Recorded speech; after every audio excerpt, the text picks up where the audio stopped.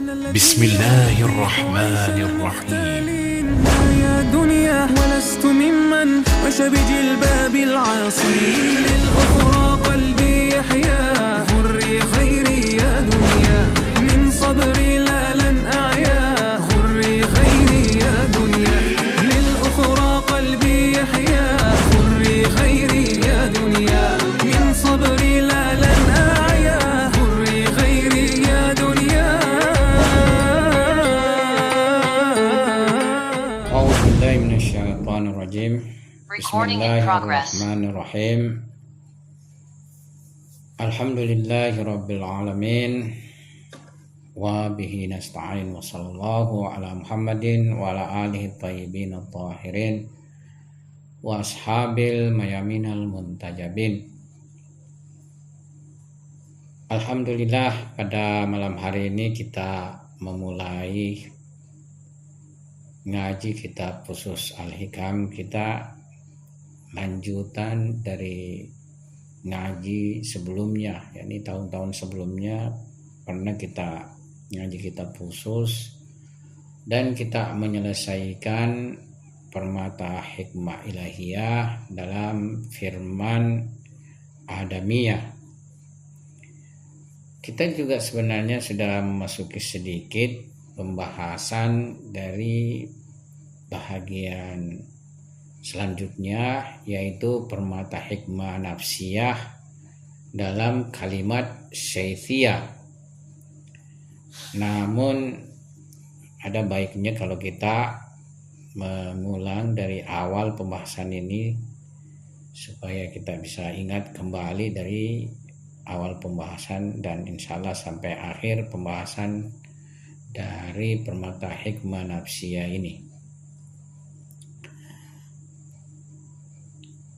Dalam fasun ini akan dibahas suatu hikmah yang tertuang dalam kalbu hasrat Nabi Syais alaihissalam, yang mana itu adalah pancaran atau iluminasi ilahi serta nafas rahmani atas entitas tetap Ain Thabitah Hadrat Hibatullah. Ya, jadi nafas rahmani merupakan iluminasi ilahi ya, yang akan mengemanasi pada Ain Thabit Hadrat Hibatullah. Emanasi dan iluminasi ini kebalikan dari intisari dalam hadrat Nabi Adam alaihissalam, yaitu hikmah ketunggalan dalam makam keberhimpunan dan kemeliputan. Jadi karena hasrat Adam ini berada pada makam ahadiyah, maka ia berada pada kedudukan keberhimpunan dan kemeliputan seluruh manifestasi yang akan terjelma. Di dalam riwayat terdapat penjelasan bahwa sesungguhnya wasi pertama di bumi adalah Hibatullah Syais. Ya, sebenarnya Syais sendiri ini adalah bahasa Ibrani yang artinya hibatullah ya, atau anugerah ilahi. Nah, dalam riwayat ya, Hazrat Syais disebut hibatullah yang merupakan wasi pertama di permukaan bumi.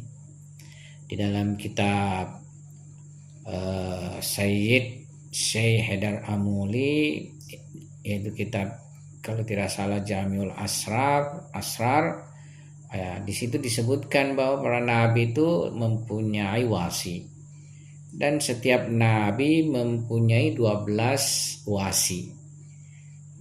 Nah, wasi pertama dari Nabi Adam alaihissalam adalah Hazrat Syais ini, ya. Sebab putra Nabi Adam alaihissalam yang seyogyanya menjadi wasinya, yaitu Hadrat Habil, dibunuh oleh saudaranya, ya, Kabil. Jadi karena Kabil sendiri meskipun putra Nabi Adam, ya, tapi dia telah membunuh saudaranya Habil, dan Kabil ini memiliki hati yang keras, ya. Oleh karena itu, ya, istilahnya dia tidak bisa menjadi wasinya Nabi Adam alaihissalam, yakni dia melakukan kezaliman. Kita melihat dalam sebuah ayat suci Al-Quran, Tuhan menjelaskan terkait Nabi Ibrahim alaihissalam, ya. Wa idz batala Ibrahim rabbuhu bikalimatin fa atammahunna qala inni ja'iluka linnasi imama. Jadi ketika Tuhan sudah selesai mencoba Nabi Ibrahim, dan Nabi Ibrahim telah menyelesaikan semuanya, maka Tuhan menjadikan Nabi Ibrahim sebagai imam. Qala inni ja'iluka linnasi imama. Tuhan berkata, sesungguhnya aku menjadikan kamu di antara manusia sebagai imam. Nah, Nabi Ibrahim meminta, ya, qala wa min dzurriyyati. Nabi Ibrahim meminta bahwa juga dari keturunanku. Qala la yanalu ahdi zalimin. Tuhan berkata, ya, ini tidak akan sampai atau tidak akan diperoleh oleh orang-orang zalim. Jadi kalau satu, ya, atau sedikit kezaliman telah dilakukan oleh seseorang, itu sudah tidak bisa lagi menjadi imam, tidak bisa lagi menjadi wasi. Dia mesti terlepas dari berbagai kesalahan. Jadi dia harus suci, ya. Karena itulah sebenarnya dalam perspektif ajaran Ahlul Bait, mengapa Amirul Mukminin mesti menjadi wasi selepas Nabi Sallallahu Alaihi Wasallam, sepeninggal Nabi Sallallahu Alaihi Wasallam? Karena, ya, Amirul Mukminin satu-satunya yang memiliki kesucian. Ya, sahabat-sahabat bagaimanapun besarnya, mereka mempunyai latar belakang jahiliyah. Ya, mereka punya latar belakang melakukan kezaliman, perbudakan, penyembahan berhala, dan lain sebagainya. Ya, tapi sejarah menghendaki sepeninggal Nabi, wasi itu disudutkan, ya, dia tidak diberikan kedudukan yang semestinya sebagai wasi yang mengatur umat setelah Nabi Islam Shallallahu Alaihi Wasallam. Ya. Oleh karena itu, dikarenakan tidak seorang nabi pun melainkan harus punya wasi, maka Hazrat Syekh ini menjadi wasi Hazrat Adam alaihissalam. Jadi merupakan wasi pertama. Juga terdapat riwayat dari Rasulullah Sallallahu Alaihi Wasallam, sesungguhnya yang pertama wasi di permukaan bumi adalah Hibatullah putra Adam, ya. Dan beliau melanjutkan, dan sesungguhnya Ali bin Abi Thalib adalah Hibatullah bagi Muhammad Sallallahu Alaihi Wasallam, yang mewarisi ilmu para wasi, yakni ausia sebelum. Jadi seluruh wasi-wasi Nabi ilmunya itu menyatu atau terwarisi oleh Amirul Mukminin Ali alaihissalam, ya. Baik sebelumnya, ya, mewarisi ilmu para wasi ausia sebelumnya, dan mewarisi ilmu orang sebelumnya, ya. Di samping itu terdapat riwayat lain dari Rasulullah Sallallahu Alaihi Wasallam, pada hari kiamat Hazrat Adam akan bangga dengan putranya Hazrat Syais. Sementara saya akan bangga dengan Ali bin Abi Thalib. Ya, ini dalam kitab Bihar jilid 30 halaman jilid 39 halaman 40. Oleh karena itu, dikarenakan kedua mereka, yaitu Hazrat Nabi Syais dan Hazrat Imam Ali adalah hibah ilahi, karunia ilahi, pemberian ilahi yang merupakan sebab memanifestasinya hakikat batin dari kedua nabi ini, yaitu Nabi Adam alaihissalam serta Nabi Khatam sallallahu alaihi wasallam. Ya, biasanya para nabi ini karena dia harus mengajarkan perkara-perkara lahir kepada umat, makanya mereka tidak mengajarkan berbagai perkara batin dan rahasia, meskipun tentunya mengisyaratkan terkait masalah ini terhadap umat atau seseorang yang mempunyai kapasitas menerimanya. Ya, seperti Nabi mengajarkan rahasia-rahasia tentunya kepada Amirul Mukminin Ali alaihissalam dan beberapa sahabat utama yang mempunyai potensi mendapatkan ma'rifat yang lebih tinggi seperti Hazrat Salman, ya seperti itu. Berasaskan ini, Syekh Akbar Ibnu Arabi menamakan fasun ini dengan hikmah nafsiyah. Ya, nafs yakni an-nafas bermakna hembusan nafas secara perlahan. Hembusan nafas secara perlahan seperti hembusan dan peniupan nafas kepada air. Ya, ketika selesai melafazkan doa atasnya. Jadi air itu istilahnya didoakan baru ditiup, supaya air itu mengandung ruhania doa tersebut. Ya.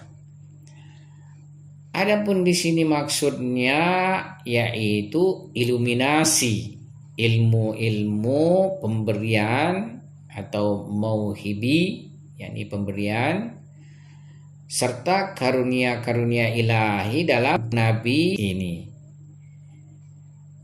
Dalam hubungan ini Rasulullah Sallallahu Alaihi Wasallam bersabda, Inna ruhal qudsi nafatha fi ru'i annahu la yamuta abdun, ya lan yamuta abdun minkum hatta tastakmila rizqahu fajmilu fit talabi. Ya, artinya sesungguhnya Ruhul Quds berhembus dalam jiwaku bahwa seorang pun di antara kalian tidak akan mati kecuali rezekinya telah diberikan sepenuhnya kepadanya. Ya. Karena itu janganlah tergesa-gesa mencari rezekimu.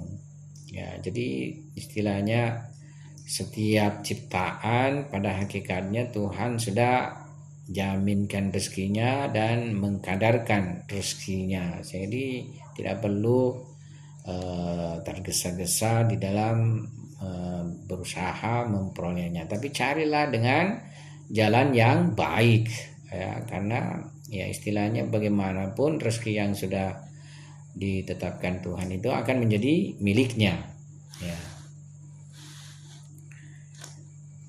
Jadi setelah hikmah ilahi yang berhubungan dengan Hazrat Adam alaihissalam, giliran sekarang hikmah nafsi Hazrat Syais yang merupakan makam peluasan dan penyebaran wujud, ya istilahnya imbisat wujud. Jadi sama dengan istilahnya Ibnu Arabi dalam menjelaskan Bismillahirrahmanirrahim, ya, Rahman adalah perwujudan, sementara Rahim adalah penyebaran wujud, peluasan wujud, ya, seperti itu salah satu pemaknaannya.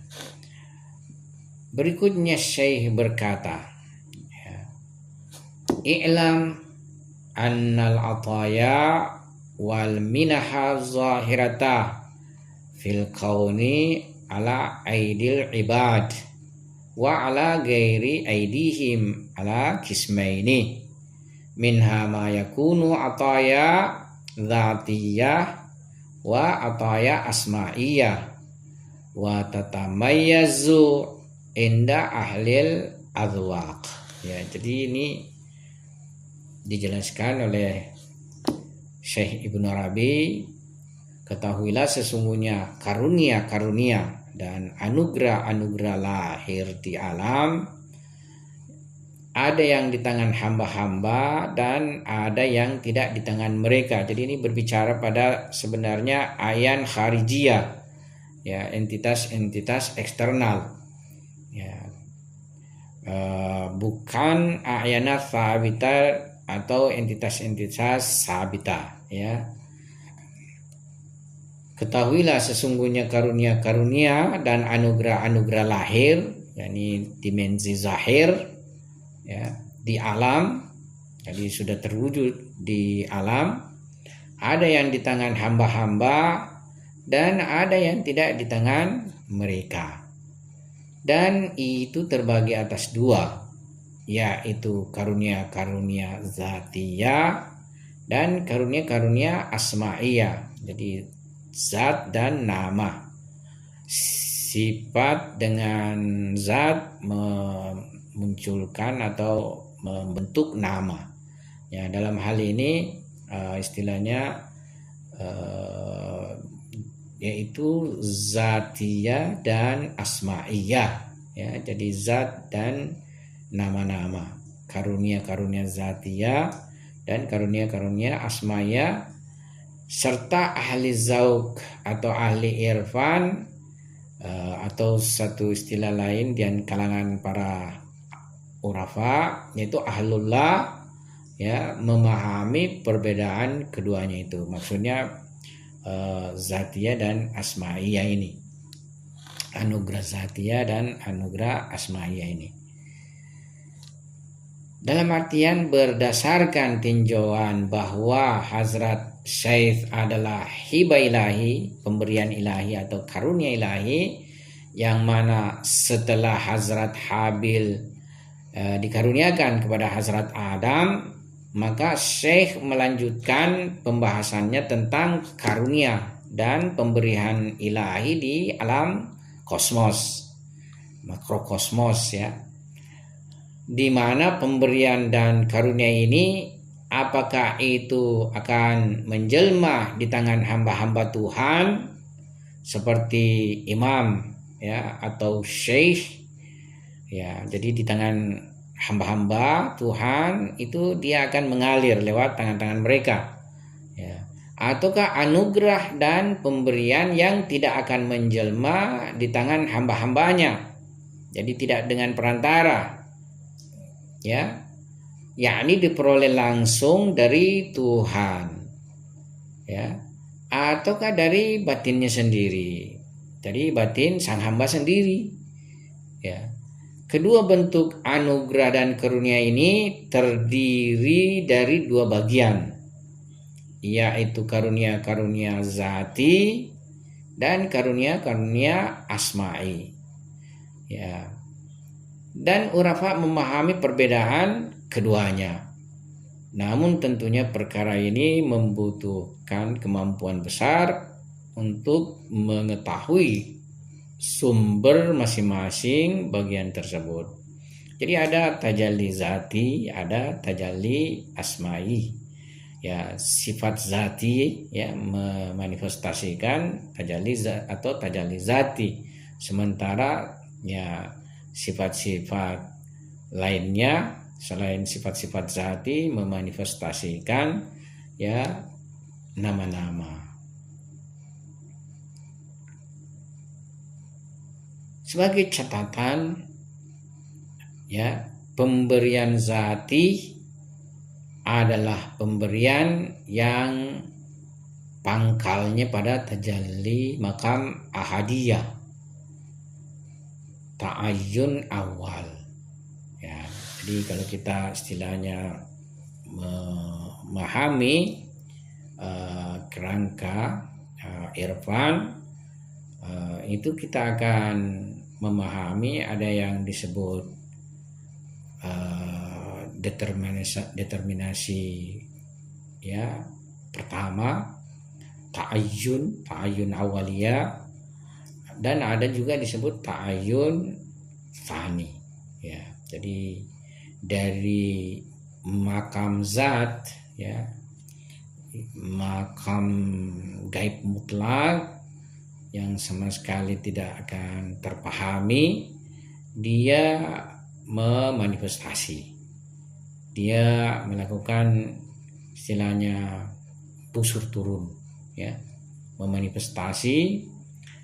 Dan yang pertama, ya, disebut sebagai ta'ayyun awal, ya, bisa kita sebut sebagai manifestasi pertama, ya, ta'ayyun awal, ya. Nanti setelah ta'ayyun awal baru ta'ayyun tsani. Nah, ini semua bukan ciptaan, ya. Semuanya ini ada pada suqa rububi istilah urafa.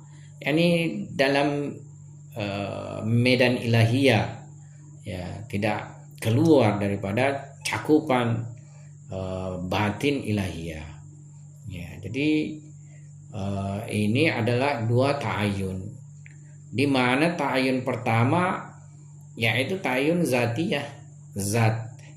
Di sini yang galabah, yang dominan itu adalah ketunggalan, ya. Jadi semua kejamakan di sini itu lebur, tidak ada sedikit pun nampak kejamakan pada makam ahadiyah ini. Nah, nanti setelah makam wahidiyah inilah baru terjadi lagi ta'ayyun tsani atau manifestasi kedua, yang mana manifestasi kedua ini adalah wadah daripada kejamakan nama-nama, kejamakan sifat-sifat dan nama-nama. Jadi disinilah akan terjelma nama-nama Tuhan yang mempunyai jumlah, ya, yang jamak, ya, seperti Allah, Ar-Rahman, Ar-Rahim, Al-Alim, Al-Qadir, Al-Qudus, dan seterusnya di makam tajalli tsani ini atau ta'ayyun tsani ini. Nanti dari tajalli yang ta'ayyun tsani ini dia akan lagi memanifestasi kepada yang disebut dengan entitas-entitas tetap, ayanu tsabita, ya. Ayanu tsabita ini bisa disebut sebagai mahiyah segala sesuatu. Cuma perbedaan mahiyah dalam perspektif filosof, mahiyah adalah konsepsi universal. Jadi dia universal. Tapi kalau dalam urafa dia universal dan sekaligus detail. Jadi semua, ya, istilahnya konsep ilmiah, konsep ilmi di zihin Tuhan atau di ilmu ilahi, ya, itu semuanya terdapat dalam bentuk ayanu tsabita ini, ya. Nanti dari ayanu tsabita ini baru ia akan memanifestasi dalam bentuk ayanu kharijiyah atau entitas eksternal, yakni wujud, ya, wujud yang kita sebut sebagai di luar daripada suqa rububi ini, yakni istilahnya makhluk, ya. Yang tadi sampai ayanu tsabita ini tidak bisa disebut makhluk, ya, dia tidak disebut sebagai ciptaan atau makhluk, ya. nanti ia disebut sebagai ciptaan ya ketika dia teremanasikan dalam bentuk a'yan kharijiyah, yakni entitas-entitas eksternal, di mana nanti lagi kan secara urut ya bertingkat-tingkat, mulai dari alam ukul, alam akal ya, kemudian alam misal sampai alam materi ya, seperti itu. Jadi pemberian zati adalah pemberian yang pangkalnya pada tajalli makam ahadiyah, ta'ayyun awal. Dan pemberian asma atau nama-nama pangkalnya dalam tajalli makam wahidiyah atau ta'ayyun tsani. Sumber pemberian zati adalah dari nama-nama zati seperti nama Allah. Jadi Tuhan istilahnya kita nisbahkan sebagian nama-nama zati dan sebagian bukan nama-nama zati. Ada yang termasuk justru nama-nama fi'liyah, nama-nama perbuatan. Nama-nama zati seperti Allah ya, seperti Hai, hidup, seperti Alim ya, Qadir dan lainnya ya, seperti itu. Yang dimaksud syekh dari karunia-karunia dan anugerah-anugerah lahir yang yaitu yang terjelma di alam ya. Ada yang di tangan hamba-hamba, yakni sebagian dari karunia dan pemberian dengan perantara hamba-hamba, seperti ilmu yang didapatkan muta'allim, orang yang belajar, muta'allim, orang yang belajar, lewat belajar dari mu'allim, yakni pengajar. Muta'allim yang belajar, yakni pelajar. Mu'allim yakni pengajar ya. Dan ilmu yang diperoleh seorang murid lewat syekhnya. Jadi kata murid sebenarnya itu suatu kata yang bagus ya, kita gunakan dalam bahasa Indonesia murid yakni yang mempunyai keinginan, murid ya. Kita menamai, kita punya anak-anak sekolah murid-murid, tapi sekarang kan diganti siswa-siswa. Sebenarnya murid ini memiliki hubungan secara historis religiusitas ya, yakni para syekh itu menyebut para pencari ma'rifat sebagai murid ya. Dan ilmu yang diperoleh seorang murid ya lewat syekhnya, serta ilmu yang dihasilkan kumal yakni yang sempurna, orang sempurna ya, lewat perantara malaikat-malaikat ya, nabi-nabi alaihissalam dan kutub-kutub ya. Jadi orang kumal itu yakni wali ya. Wali ini juga mempunyai tentunya tingkatan ya. Adapun yang dimaksud syekh maksudnya Ibnu Arabi, dan ada yang tidak di tangan mereka, di tangan hamba-hamba Tuhan ya, itu satu bagian dari ilmu yang didapatkan muta'allim dan murid tanpa lewat pengajaran mu'allim dan petunjuk syekh. Jadi seorang murid atau muta'alim bisa saja ia memperoleh pengajaran ilahiyah.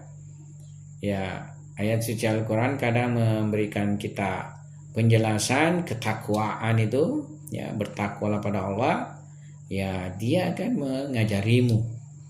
Ya, jadi jalan penyucian jiwa, jalan ketakwaan, jalan menempuh berbagai makam-makam tazkiyah nafs itu bisa mengantar seorang murid atau salik mendapatkan pengajaran ilahiyah.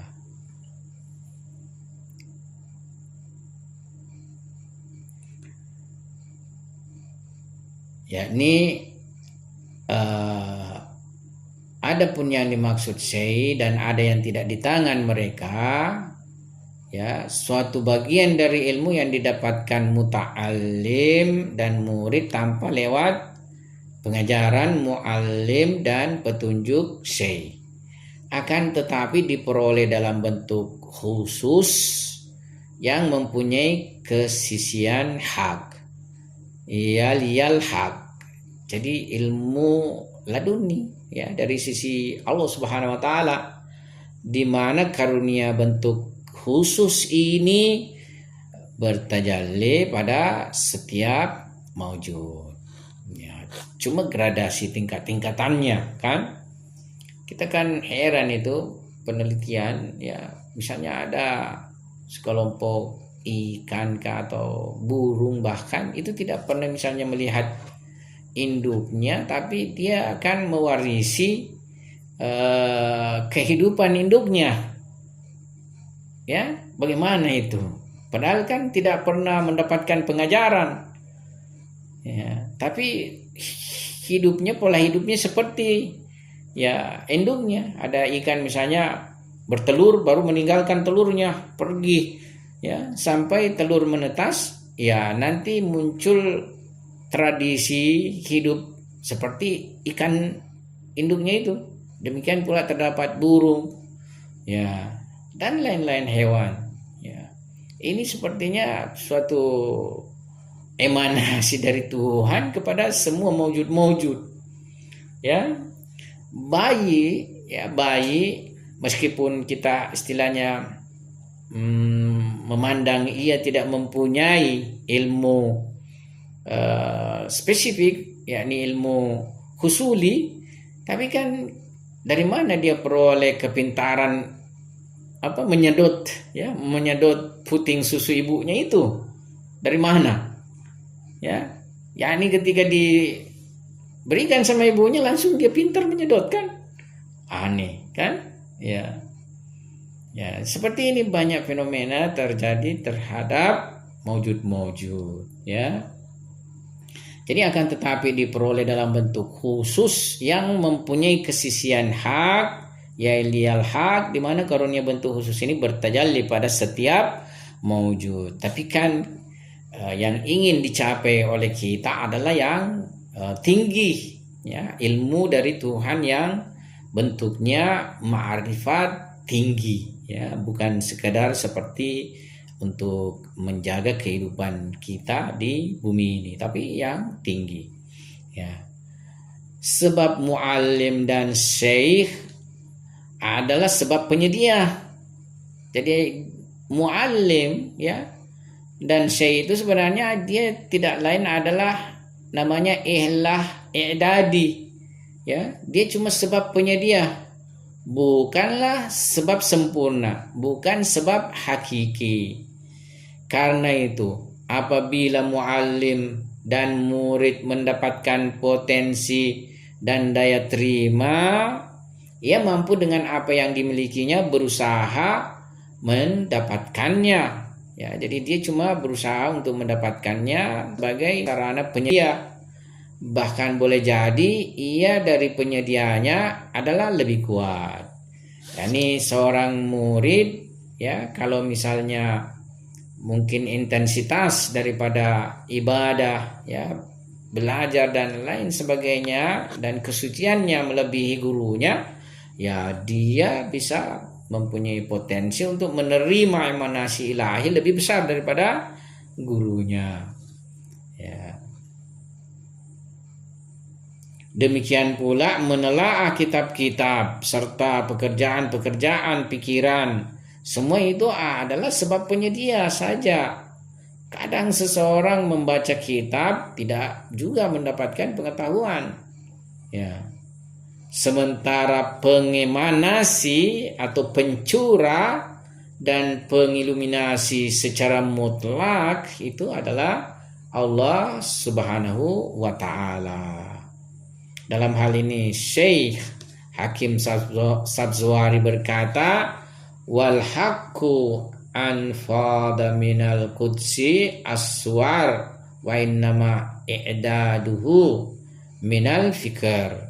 Yakni pandangan yang benar tentang kebagaimanaan diperolehnya ilmu adalah ia bersumber dari alam quds, yaitu alam metafisis. Oleh karena itu hakikat-hakikat sesuatu atau suar yang merupakan cahaya-cahaya ilmu pada hakikatnya teriluminasikan, sedangkan pikiran menyiapkan natika manusia untuk mengambil hakikat-hakikat ilmu tersebut atau untuk memperoleh pancaran iluminasi dari hakikat-hakikat ilmu tersebut. Yang dimaksud karunia dan anugerah hak diperoleh dalam bentuk khusus yang mempunyai kesisian hak, yal hak, di mana karunia bentuk khusus ini bertajalli pada setiap mawjud adalah inniyah sesuatu, kewujudan daripada sesuatu. Dalam artian setiap sesuatu mempunyai kewujudan khusus yang mana dimensi kewujudan itu hanya diberikan kepadanya, seperti inniyah bumi, tak akan pernah diberikan kepada matahari, jadi inniyah atau bisa kita hakikat, bumi tak akan pernah diberikan kepada matahari. Demikian setiap mawjud dengan inniyah khususnya bergantung kepada hak Subhanahu wa Ta'ala.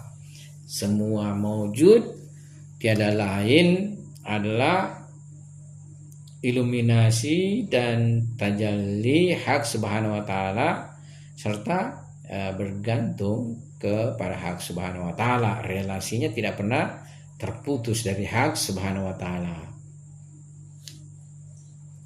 Sadrul Muta'alihin Mula Sadra dalam kitabnya Al-Asfar membawakan tentang inniyah. Ia mengisyaratkan inniyah hak Subhanahu wa Ta'ala bukanlah inniyah sadir awal atau manifestasi pertama, tapi bukan bermakna berlawanan dengannya. Demikian pula inniyah malaikat Jibril berbeda dengan inniyah malaikat Mikail. Jadi ada dua di sini inniyah, yakni tidak satu. Demikian seterusnya, dan karena setiap inniyah memiliki kedimensian hak, jadi setiap inniyah atau setiap wujud, setiap manifestasi, setiap hakikat sesuatu itu mempunyai kedimensian hak Subhanahu wa Ta'ala. Ia juga mempunyai kedimensian sebagai ciptaan. Dimensi hak adalah cahaya, dimensi keciptaan ini adalah kegelapan. Maka Al-Quran menyebut dengan wajhullah, kedimensian haknya ini, maka Tuhan menyebutnya dengan wajhullah. Olehnya Al-Quran menyatakan fa'ainama tuwallu fathamma wajhullah, di mana saja kamu menghadap disitulah wajah Allah. Jadi ini kedimensian daripada hak Subhanahu wa Ta'ala. Mula Sadra di awal Asfar mengisyaratkan pandangannya bahwa perbedaan antara khalik dan makhluk adalah mutlak dan muqayyad. Khalik mutlak sementara makhluk bersyarat, muqayyad. Di mana muqayyad atau bersyarat wujudnya adalah identik relasi kepada mutlak. Dalam sebuah hadis Rasulullah Sallallahu Alaihi Wasallam bersabda, demi yang jiwa Muhammad berada di tangannya, jika sebuah tali kamu ulurkan ke arah paling bawahnya bagian bumi, niscaya ia akan turun pada Tuhan. Jadi Tuhan tidak bisa kita katakan ada di langit, Tuhan tidak bisa kita katakan ya cuma ada di tempat tertentu, misalnya di langit saja, sehingga ya kita mesti ke langit ya. Tapi Tuhan ya istilahnya tidak punya tempat. Dia memenuhi seluruh jagat semesta. Ya, jadi itu bahasa kadang bilang istawa ala sama, bukan bahasa hakiki ya, bukan bahasa hakiki. Artinya dia bertahta dalam kekuasaannya ya. Jadi kita jangan berpaham antroformism, yakni memandang Tuhan itu seolah-olah punya jisim. Jadi kalau dia sudah berjisim ada di sebuah tempat, nah tentu dia tidak ada lagi di tempat yang lain ya. Ya, jadi Nabi berkata, demi yang jiwa Muhammad berada di tangannya, jika sebuah tali kamu ulurkan ke arah paling bawahnya bagian bumi, niscaya ia akan turun pada Tuhan. Dia adalah awal dan akhir ya, serta lahir dan batin, dan dia mengetahui segala sesuatu. Ya, saya pikir sampai di sini kita punya pembahasan. Nanti kita lanjutkan pada pertemuan selanjutnya. Wabillahi taufiq wal hidayah. Assalamualaikum warahmatullahi wabarakatuh.